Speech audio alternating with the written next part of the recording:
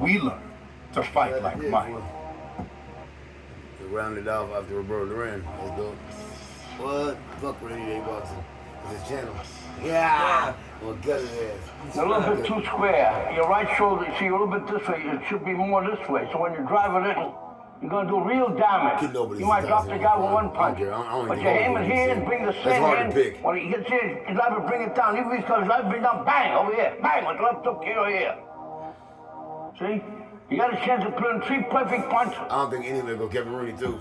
A fighter that young boxing students will forever look to emulate, and a mythical style that gathers a continually growing cult following.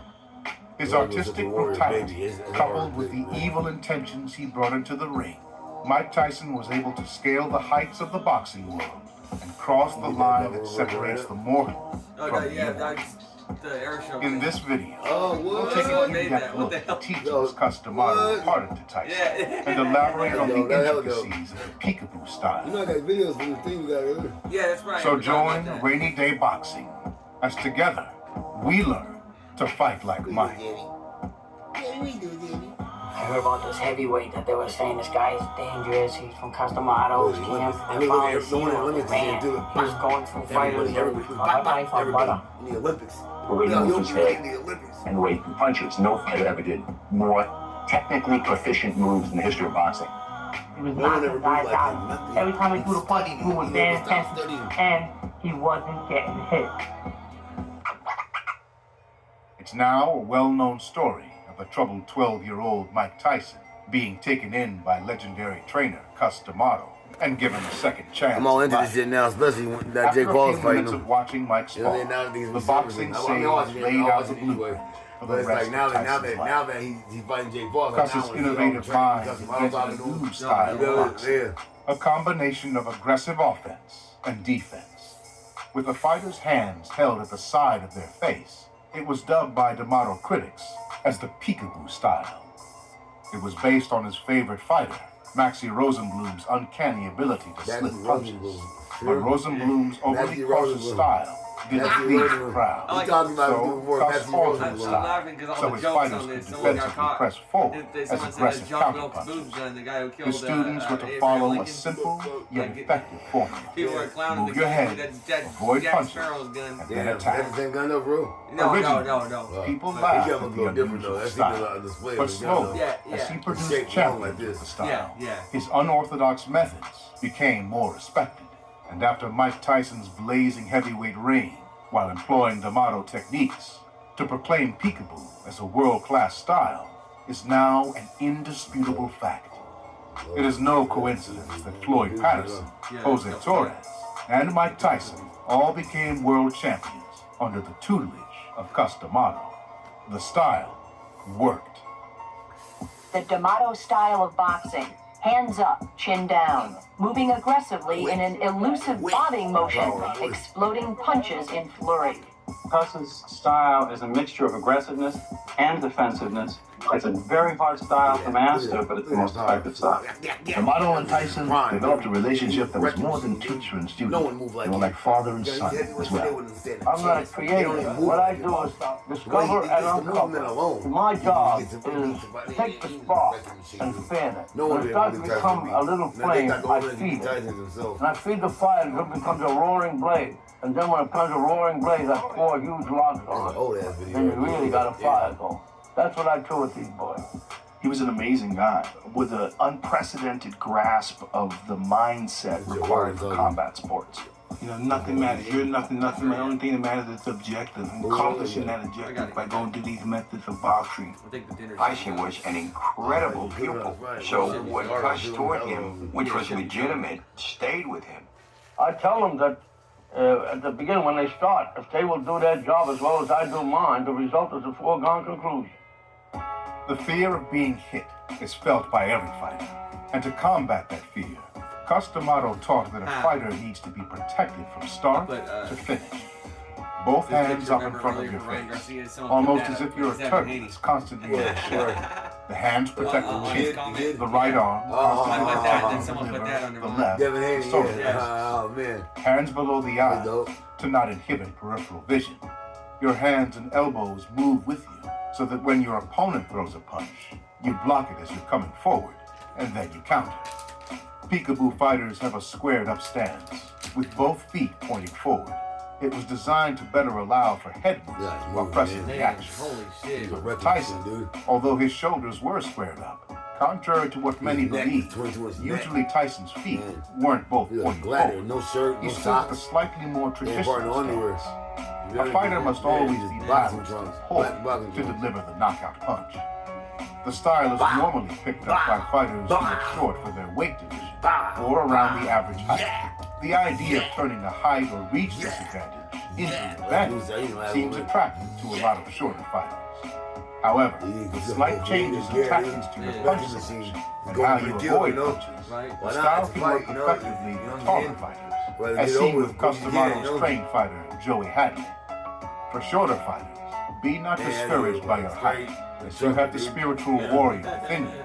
Size doesn't matter. Early in his career, Tyson was dismissed as too short for the heavyweight division. But as Mike Tyson's opponents lay crumpled on the canvas, they didn't think he was You got a tall guy, make him taller. That you got those assets to utilize. Fighters used to fighting opponents 6'3", 6'2", the average heavyweight. And I feel I use it to my advantage because I move my head, I'm very quick, and I'm low to the ground, and it's very difficult to hit me. I get a lot of leverage for my punches. And it doesn't matter if I punch up or straight or down or around. I have good leverage. He was old, man. Tony Tucker. That was the first time he's ever been dropped. I thought that was amazing. Wow. I was for sure that he got dropped before. Mike really didn't have any trouble with tall guys. He used to eat them up. The bigger they are, the harder they fall. Particularly in a fight match like Reggie Gross fight, where Mike stood directly in front of Reggie Gross. And Reggie opened up with cuts, 10 or 15 punches, and could not hit Mike. In the history of boxing, I had never seen a performance like that in 15,000 fight films. Pow! First round, Head movement, the most important aspect of the style. To peekaboo practitioners, it is of paramount importance that they not get hit. Most people didn't realize that Tyson was a very smart puncher because he knew how to hit and not get hit. Like Bruce Lee, that's what Bruce Lee got from his Ali. You throw a punch with bad intention and then move your head after every punch. Flipping straight punches in a side-to-side motion rather I don't know how I can even move like that. I can never hit it. leaving round punches. I try having hands low and being stationary. How can you move without giving yourself your own headache, you know? A constant variety of head movement is needed to keep the opponent guessing. It does not matter how good your chin is. The best chin is the one that doesn't get hit. When facing a murderous puncher, he is continuously missing and then is on the receiving end of counter-punches. Hesitation and frustration will overcome it, forcing your opponent to either punch in a vulnerable position or run, playing right into the hands of an aggressive counter-puncher. Their greatest asset become their weakness, and they will be. Move your head, move your head. That was Cus's mantra. Even on his deathbed, the motto stressed the importance of head movement to Mike. He repeated his mantra even as he was dying. It's clear to see why the press referred to him as Cautious Cus. Defense was always on his mind, and he felt it should always be on the mind of his disciples. Professional fighter has got to learn how to hit and not get hit, at the same time be exciting. That's what professional boxing is about. You gotta be clever, you gotta be smart, and not get hit. When you're able to do this, you're a fighter. He lives in Pahrump, Nevada. For all his brute force, Tyson is a student of his sport. He works hard on techniques to improve himself. He got 15, 16 right there. Well, the purpose of the slip bag is to get the fighter moving. Now, he was a great trainer, too. He had him tip-top shape. He was from the custom model. You have to try to be. You know, he's like the assistant trainer. As long as the fighter's trying to be, along with Teddy, you're going to be all right. When he had those guys, Teddy Atlas right there when he was young. And that was one of his greatest strengths. Podcast now. Thought that you had to just jab. Then when they can't, slip the punch. He trained Tyson, but he shot at Tyson. Knocked out. Don King made Tyson fire Teddy Atlas. Or Cus D'Amato, excuse me, Cus D'Amato fired Teddy Atlas. Because he shot at Tyson. Can't do that to the guy who's standing. You make me run away from the defense. Cus D'Amato When I'm on the heavy bag, Cus D'Amato didn't fire his best fighter, so he fired Teddy Atlas. You're not moving enough. So you gotta move at least 3 times. Certain punches. You throw a straight punch, you move 3 times. You throw a hook, you move twice. Kevin Rooney was good too. Them guys, Kevin Rooney right there, Kevin Rooney, Teddy Atlas, and obviously Cus D'Amato.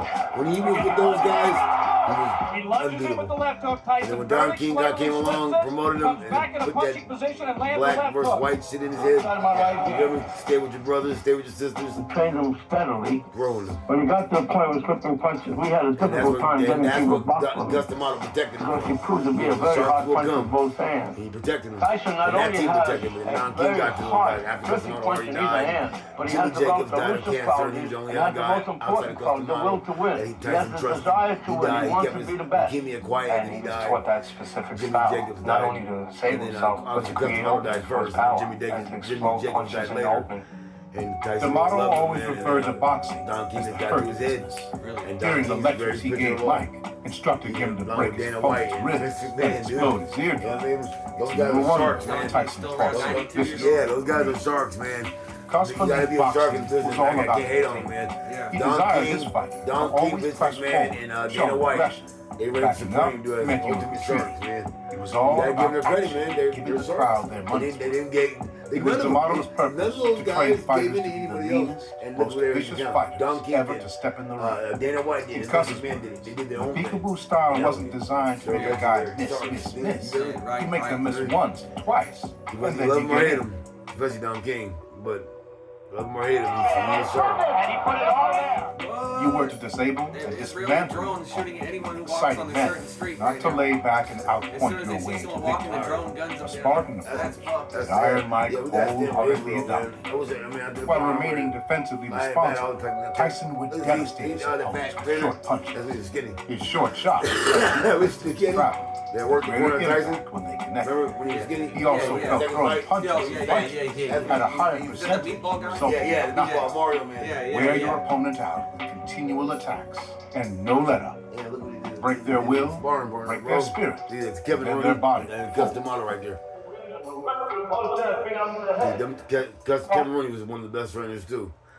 Man, that was the crew. You're looking at some real Jack in the Box haters. That's crazy. They exist. We gotta stand with Israel, man. I want to hit him in the nose one more time. Look what Tyson did with a sparring partner, bro. Look, ready? Look. Oh, he's gonna quit. Watch. While remaining do is defensively sparring partner, responsible, Tyson would devastate his opponents with short punches. His short shots had little and a greater impact when they connected. He also felt throwing punches and bunches had a higher percentage resulting in knockout. Wear your opponent out with continual attacks and no let up. Jake Paul's fighting. Break their will, break their spirit, and then their body. Well, what I'm always saying, take their will. Take their will, break their will, break their spirit. I want to hit him in the nose one more time for that one that went up in his brain. I want to Once go I up in took his Mike's brain. will, the military man, Yeah. it was over. Actually, Once I stood with Phil Doyle, I went over there. We didn't fight no more. There you go. There you go. Again. Took his will. Who's the last guy to stop? They did Teddy Atlas when he was My young. He was Roman great. catches a Them guy guys were with best. that uppercut after he's delivered Watch a it. body shot. If I'm right in the center and I try to counter. He was a dope podcast. He was a fight corner back in 2005. The fight corner, he's on right here around the more, but he was dope. He was like the first podcast before You podcast. always get them For to our push first down channel, into his territory. He's called the Fight Club. The corner, the fight corner, the corner, the fight corner. If you leaning down a little bit, you won't have two times to do it. Mike throws punches to kill you. He has bad intentions, as he was taught. Keep the head down when you come up with the inch. It's not coming up, but starting to come up. It's good. Watch out, watch out. The Olympics, look. Look at that. Look at that. That's the Olympics. That's right there, man. Look at that. Put that on your channel, dude. Put that on your channel, dude. Like history before the fight, put that on your channel. Cut it. I mean, he's Put that on such a your vicious channel, boy. guy. Yeah, people, he's getting old now. People don't know. Some people don't know, He has man. got like Superman. Here again. Oh, what a left hand. And what a shot. That was